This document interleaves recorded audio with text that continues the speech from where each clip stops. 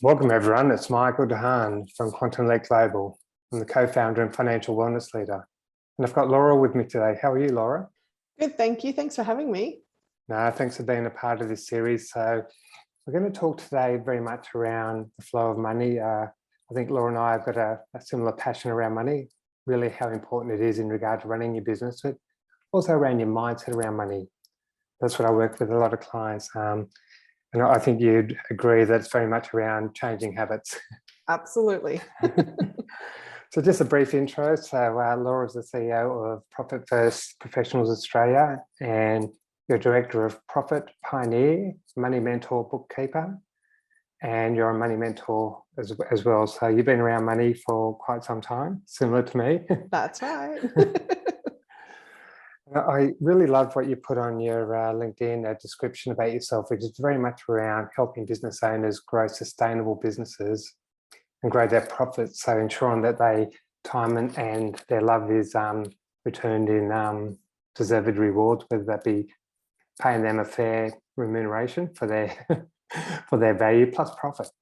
That's it. Absolutely. And I think sustainability is the key word there. Yeah. I totally agree. What I'd like to do, buddy, is just to get to know you a bit more. So before we sort of delve a bit deeper around Profit First and how that sort of flows, what's the Laura story in 2 to 3 minutes? All right, I'll try and keep it succinct. Okay, so I am currently based in Melbourne, Victoria, but have lived all over the world. And I spend a lot of time in Italy as well as Israel. And the reason I share that is that I got to meet some amazing and wonderful people, but the core conversations are still the same. And I started out as in corporate actually, in accounting and that sort of thing. And I did not find it fulfilling because it was bit boring, but I couldn't have the impact that I wanted to have in people's lives. And what I managed to realize was how our beliefs were sabotaging outcomes. And so I decided that I didn't want to work for someone anymore and started my own business many moons ago now. And started off with the bookkeeping and compliance because that was something that I knew, but dove deeper into the money mindset and the beliefs and the habits and the things that we're brought up to understand as human beings and that sort of thing. And it's kind of evolved over the years. I now have 4 different businesses that are all within the finance space, but working from, the sustainability, profitability, and even experience. So one of the businesses I run and I'm a co-founder of is the Excellence Collective. And it's about getting out of the day-to-day into an atmosphere with other business owners to be able to really understand yourself and move forward. And I think the reason, again, I share that is because if we don't understand that, it doesn't matter what framework you have, it doesn't matter what system you have, it doesn't matter anything really, as you know. And so that's everything that I do really. That's the foundation. But it's very much needed. And I think what you said before, like leaving corporate to have an impact, to create businesses that have impact and following your passion. And I think we're seeing a lot of that post-COVID. Well, whether we're post-COVID, but where a lot of people have sort of looked at where they were and sort of realised that with some extra time and thinking, some quieter time, that they really want to do their own thing, live their own life and build that. And that's very much sort of passion driven at the same time, and they might be really good at what they do. At the same time, we're going to sort of dig a bit deeper around the money side because, and I was just looking at some stats there that we're looking at the 18-19 financial year, and the stats are that there was a bit over 355,000 new businesses set up. It's a big influx. And I'm assuming that's gone up significantly since COVID. So you probably see that more than I. But on the flip side, research I'm reading here, so sorry for looking away, but almost 30% failed because they ran out of money. Mm-hmm. And another stat that I found interesting is 18% failed because of their pricing and costs. Yeah. So these lead to mindset, how you value what you do and asking for a fair price for that. Absolutely. So this is a really important conversation to share because, again, it's very much around setting that foundation to have that sustainable, that successful business for people that are starting their business or have been in business for some time and feel a bit stuck. Yes.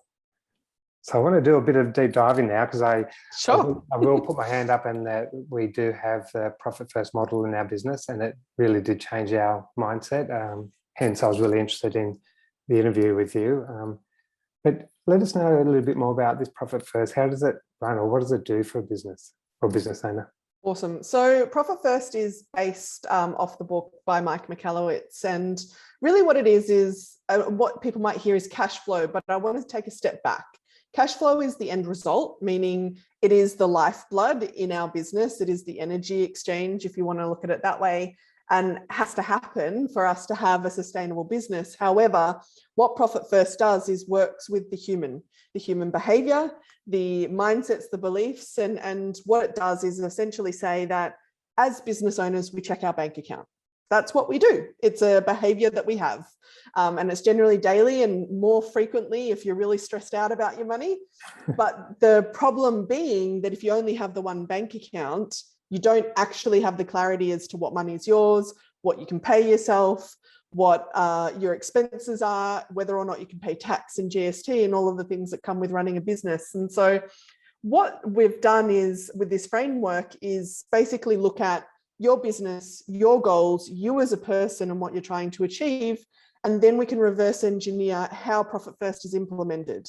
It is essentially saying your income less your profit. So you take your profit first is then what's left over for your expenses, which is very different to how accounting is spoken about generally. And I see that that's a great analogy because I see that it all goes into that one bucket.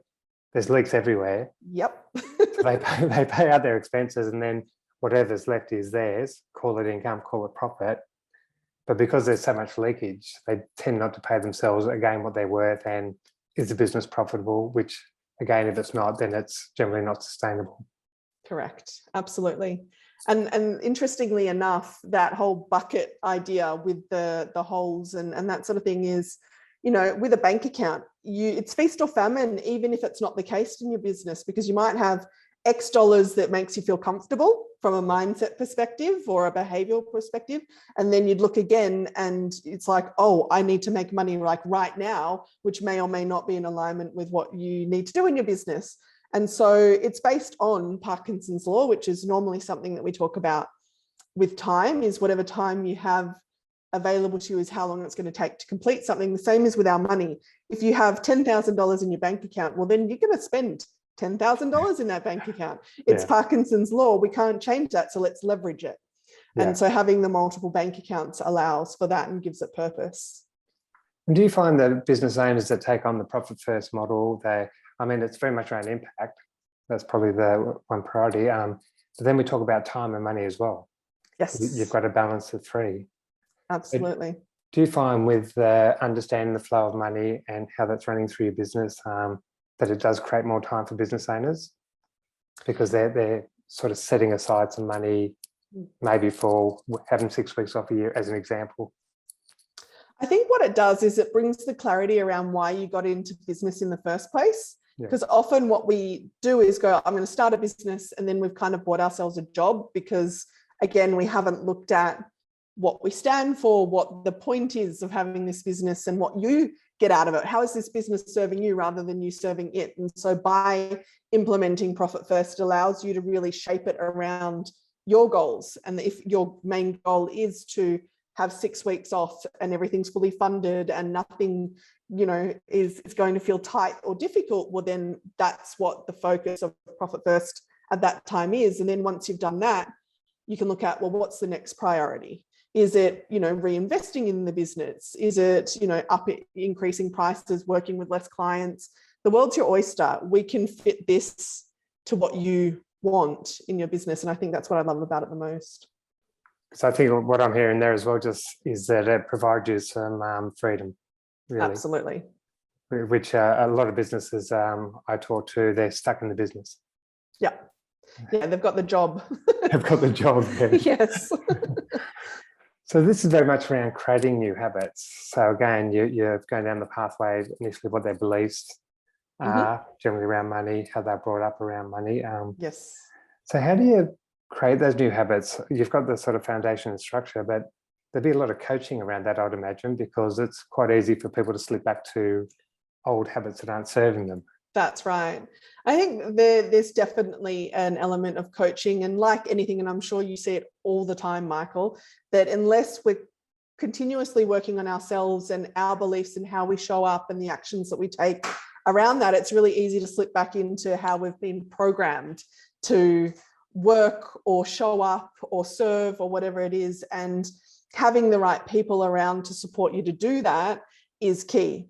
And that's why what you do in the world is so important as well. And then having that framework to take it further, to put action and implementation around the clarity and awareness that you can get from working with the beliefs and then working with how you are rather than trying to change it and become something you're not. Yeah. And I don't know whether you've got a story to share. I mean, we've, as I said, got it through our business in regard to from where our business was and where it is now after. I'd love to know all about it. Do you want to share? Oh, my story. Yes. I thought this was about you. It was interesting, and credit to our accountant who introduced us to Profit First, because we did have the one bucket. We had a pricing model, and we didn't really understand the numbers in regard to how many clients we needed to bring on. But what it started to do, it gave us real clarity around, as I said, how many clients we need to bring on in regard to run a successful business, a sustainable business. I mean, we've got a long-term plan for this business that's over the next 15, 20 years, but we didn't really have that direction. So when we had to look at the bucket system, which was building that profit account and paying ourselves a fair wage, it soon became quite evident that our pricing model wasn't right. And our pricing model was our belief. Absolutely. No one else's. So we went and we changed that, but we provided more clarity around the value of that.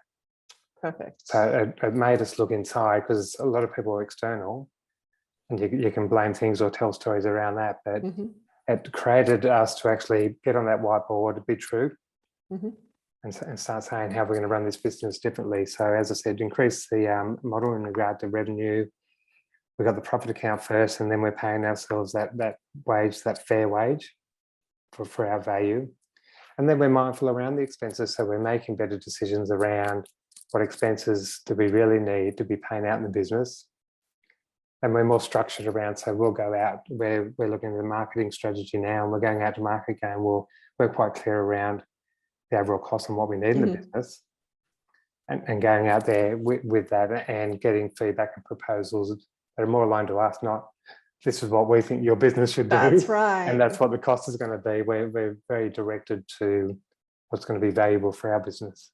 Yeah, you can facilitate the conversations a lot better because you know your hard line, you know what is sustainable versus what isn't, and what profit means for you and your business. And I think one of the biggest impacts that I've seen from clients that I've worked with is deciding what impact you want to have with your profit account as well, because often, especially like I run Profit First Professionals Australia and New Zealand, but I also work within the spiritual wellness industry as well. And a lot of the time the women and men that I work with there say, oh, but I just want to be of service and I want to, give back and that sort of thing. And having that conversation around, you have to be profitable to be able to actually make that impact and give back, because if you don't have the money to live, how can you possibly help someone else? And so the fact that you've said that profit account and knowing what needs to change to make it viable, so that then the impact's even greater with those that you work with. Yeah, that's a great point, because a lot of people think profit's a bit of a dirty word. They think I'm taking. Yeah. But again, it realigns with their purpose. It realizes with their impact, their legacy. Absolutely. What they want that to look like, and changing that narrative within themselves. And again, even employing more people. So a business that's growing is helping the communities, the economy, everything. Yeah. Yeah. Absolutely. And it is that exchange. If you are set up on faulty foundations, you can't possibly support other people. But if your foundations are solid, well, then you can, everyone rises with it. Yeah. Yeah. So how long does it take to sort of get that structure in the business? We can start immediately, which is a great thing. And what I would say is start with small changes first, because again, as you know, Michael, with doing it yourself, but also with working with the people that you do, if you go all in, unless you are that person that's an all or nothing person, it can become overwhelming. It becomes very difficult. And it's like, no, I want to go back to what's comfortable and known. And so the small steps from implementing that profit account, even if it's 1% to start with, makes a big difference. It's giving yourself that proof that it's doable before you then move to the next step. So as you said, Michael, it was first the profit account and then that fair market wage. Yeah. That was how I would implement it with you. Do you know what I mean? I'd start from there. Yeah. Whereas with someone else, it might actually be that their expenses are just way too high. And so we'd spend time implementing that part of the business. And so it can take anywhere from 3 to 12 months, depending on how much change needs to happen and how quickly or slowly that needs to, I guess, transition over time. And it really comes back to their mindset as well, doesn't it? Definitely. So you got to balance the old habits, the mindset. That's right. There's a fair amount involved. So is there a typical industry that sort of is more likely, like I believe it's more of a conscious business owner that have got an awareness, but do you find a typical industry that's more suited to this, or is it right across the board? It's right across the board. And I think it's one of the biggest things that people assume is that it's either for really small business and it doesn't work for big business, and it works regardless of size of business. It also works regardless of industry.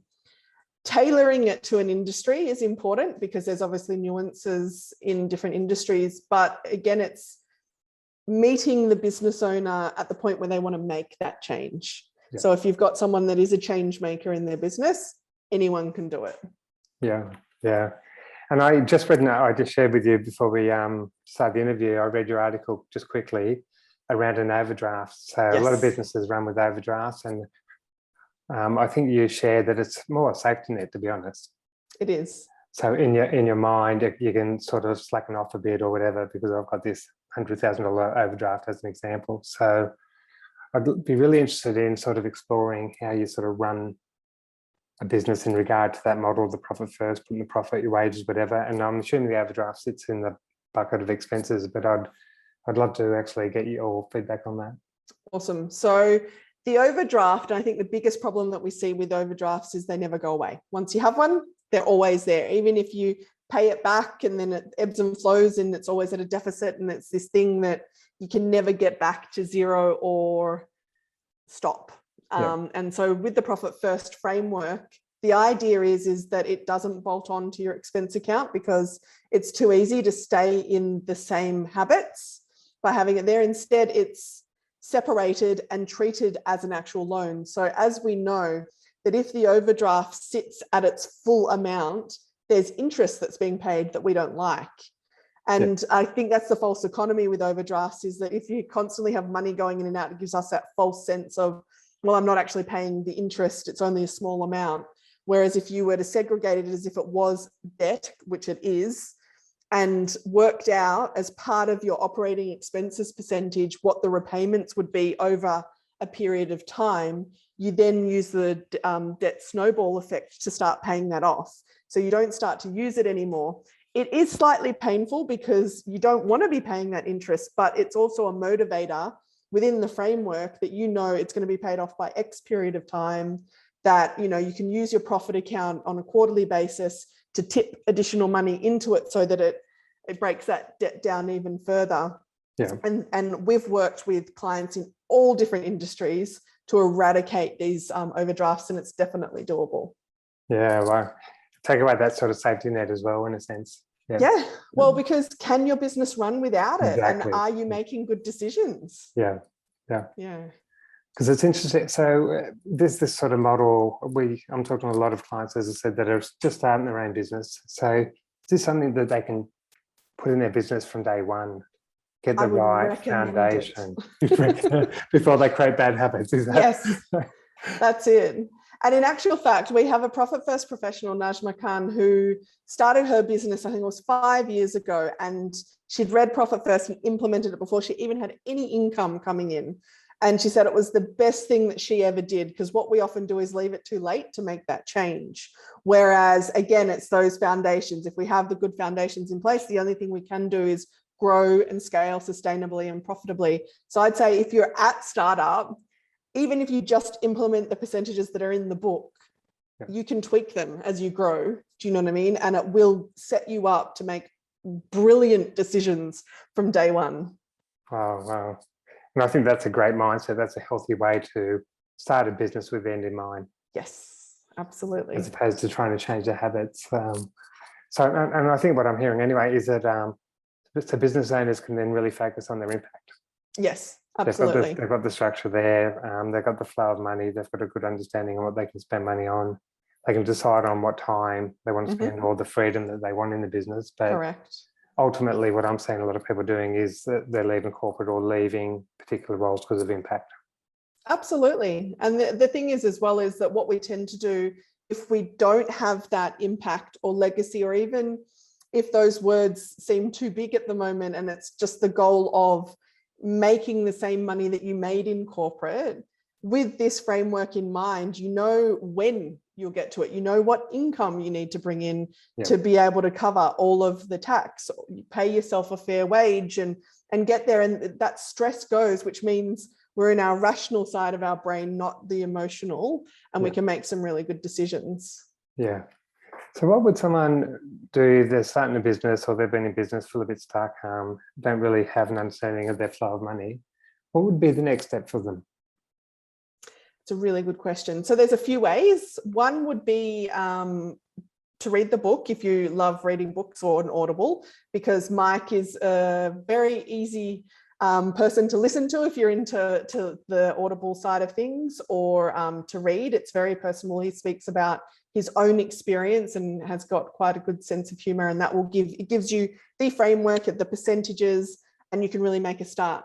We also have a lot of free resources on our website that you can download. So even the preparing for Profit First. So you might not be ready for Profit First yet, or think you're not ready for Profit First yet, but it'll allow you to answer the questions that we'd ask around what are you trying to achieve and that sort of thing, and dream a little based on these percentages, like what is the wage that you want to be taking and what would that look like with this framework? And so I'd say start there. Excellent. I appreciate that. And I think it's probably Mark who gave that analogy around the toothpaste. Yes. Is that? and if you see the video, it just resonated with me in regard to how you run your expenses. It's so true. It is so true. And for those of you that may not be aware, it's the, you get your toothpaste, and when it's new, it's that big dollop of toothpaste that you squeeze out. When you get to the end, you're going to squeeze every little ounce out of it, and it's the same concept. So I'd like to thank you for the time that you've given us. I think more now than ever, as I said, people are going into their own business or they're looking to go into their own business. And the fundamentals that you've talked about are just so critical. And those stats that I shared before, and they're not even up to date. Passion is for businesses to be successful. Absolutely. I'm right there with you. And what you created is that initial framework for people to start thinking a little bit differently around their business.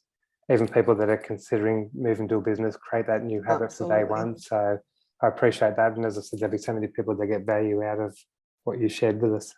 It's been such a pleasure to be here, and I could speak about, legacy and impact and profit, and, and for those of you that don't feel comfortable with the word profit, just think purpose and it will change everything. So thank you for having me. A great reframe. Thank you, Laura. No worries.